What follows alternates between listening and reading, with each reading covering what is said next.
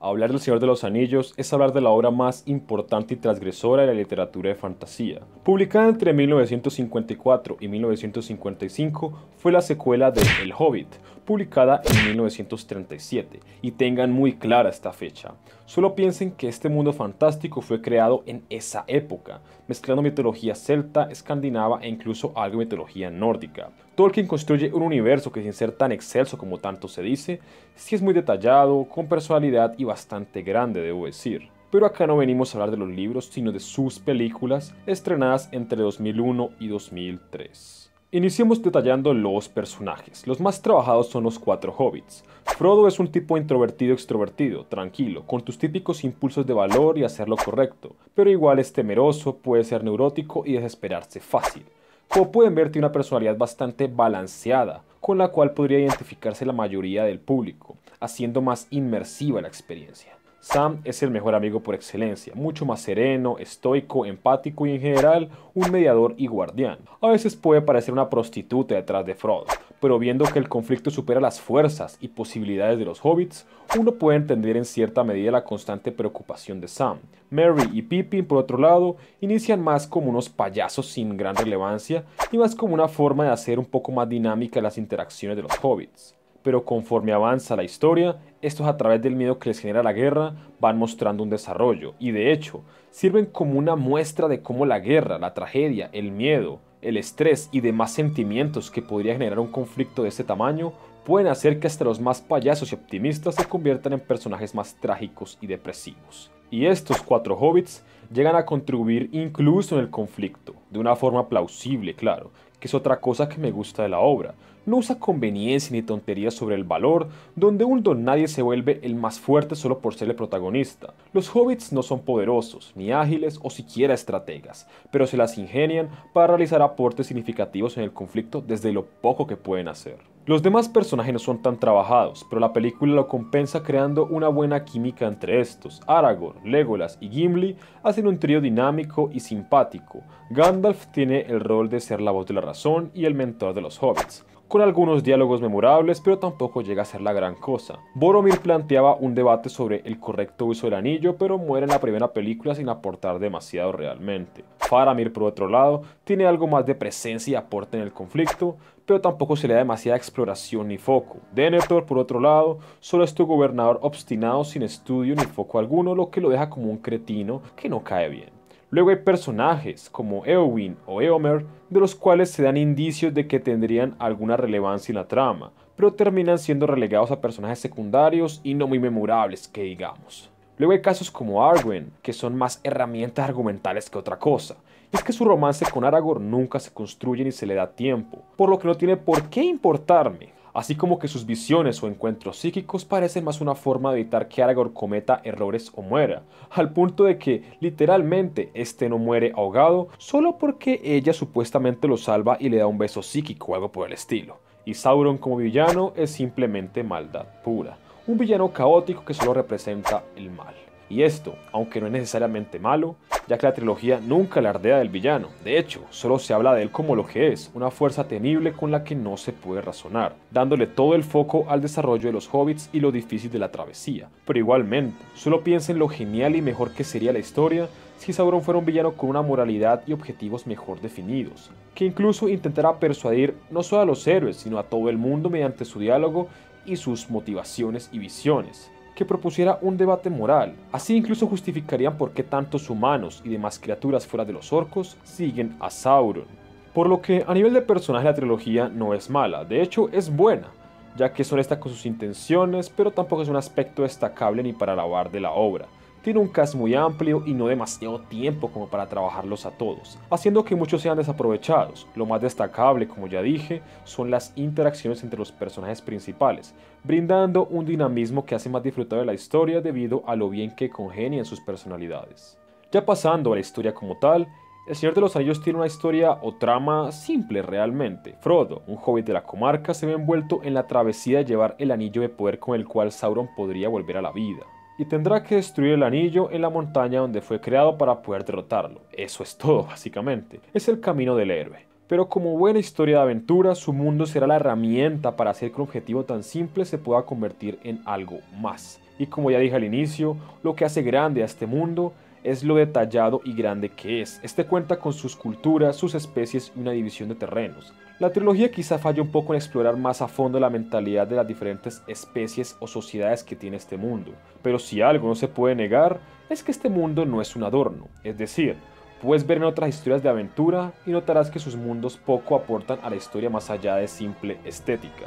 Aquí hablamos de una mezcla de varias mitologías, las cuales justifican el tono y atmósfera oscura y sombría, así como el manejo de la magia, incluso el tono épico y heroico. De hecho, si lees mitología escandinava o nórdica, entenderás incluso por qué la forma tan sofisticada y poética que tienen los personajes para hablar.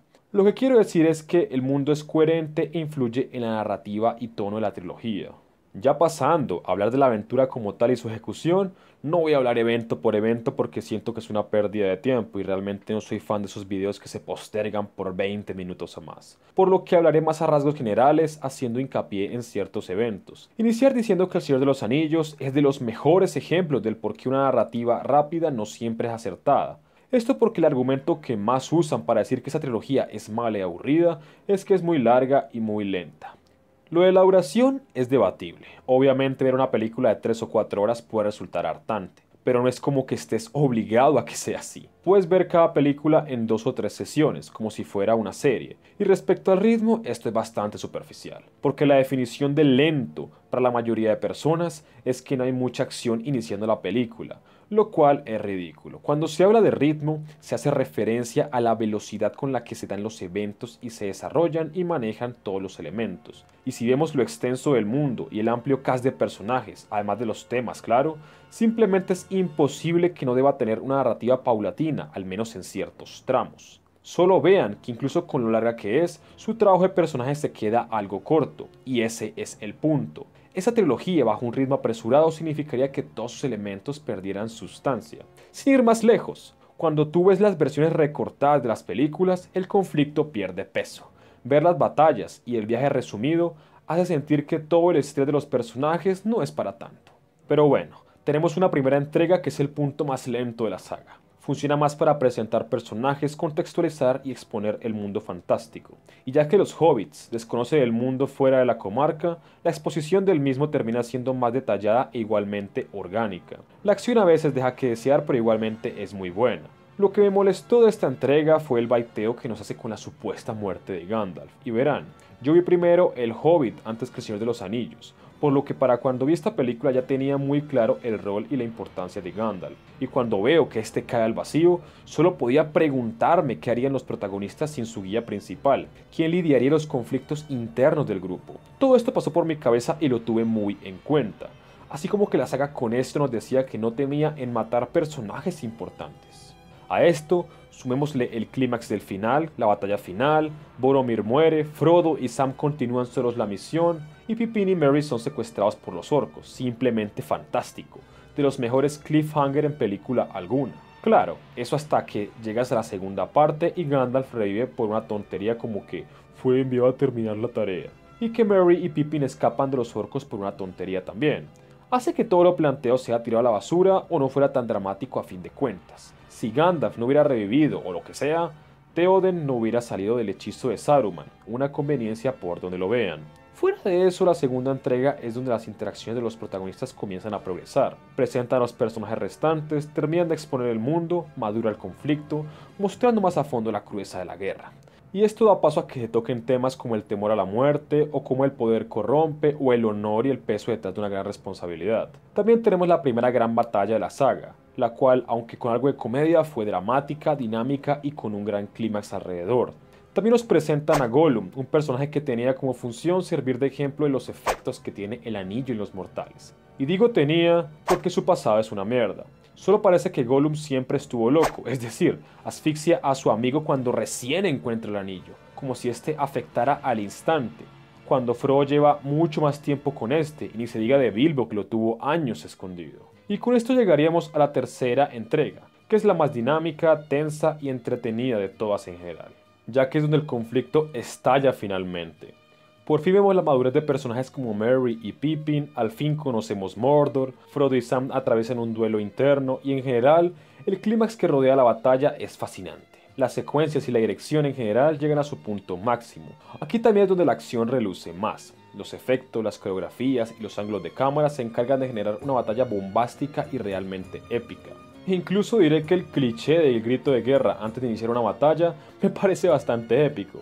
Mi queja con esta entrega sería su descarado Deus Ex Machina, así como algunas pequeñas conveniencias. Por ejemplo, si los orcos no se hubieran puesto a pelear de forma tonta cuando tenían a Frodo en la torre, Sam jamás hubiera podido rescatarlo. O qué tal el malo de la espada de fuego, que no mata a Gandalf y Pippin por ninguna razón, otro evento que hubiera cambiado todo por completo. Y el Deus Ex Machina del que hablo es el Ejército Fantasma. Nunca se anticipa y es la razón principal por la que ganan la batalla. Y esto se hubiera podido arreglar de una forma muy simple. Aprovechando que en la segunda película todos estaban temerosos por la guerra, podría sacarse a colación la leyenda de un ejército que al traicionar a su rey quedaron vagando como almas en penas. Esto por traicionar su palabra de caballeros. Así generabas expectativa por el dichoso ejército y también le dabas una función más allá que solo aparecer de la nada. Seguiría siendo una conveniencia pero mucho más sutil y lógica. Tampoco comparto que la saga al final no matara a ningún personaje importante, y no lo tomen como un comentario edgy, solo que después de un conflicto tan arduo y dramático me parece demasiado optimista que no haya un lado trágico. Ya para concluir en aspectos más generales, la saga tiene un gran mensaje sobre el colectivismo, donde todas las razas ante una amenaza en común se unen para combatir sin pensarlo, renunciando a su orgullo o prejuicios. Esta trilogía también es una gran muestra de cómo el poder puede corromper incluso al más bondadoso y con mejores intenciones. Y claro, un gran mensaje sobre la amistad, el apoyo y de por qué no tenemos por qué cargar solos con una gran responsabilidad, metafórica y literalmente. A nivel técnico la saga es muy buena. Los efectos, aunque han envejecido un poco, para la época eran alucinantes. La dirección es sublime. Sus encuadres y juegos de cámara son fascinantes. Incluso la paleta de colores se va degradando acorde al drama. Porque si se fijan, conforme avanza la saga, esta se vuelve más oscura y desaturada. Y no vuelve a ser colorida sino hasta la resolución del conflicto. Su banda sonora es de las mejores que he escuchado, hermosa y épica. Y realmente no tengo ninguna queja en este apartado. Ahora, ¿qué tan buena es esta saga? ¿Realmente es una obra maestra?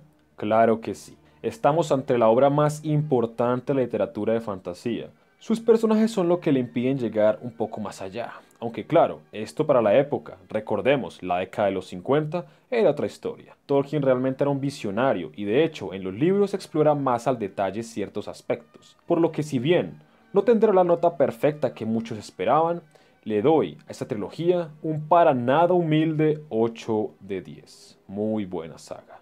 A la mierda Star Wars, esto sí es de hombres. Y como siempre, esperaré tu opinión. Acompáñenme en mis siguientes reseñas que son las que ven en pantalla. Y sin más que decir, por su atención, muchas gracias.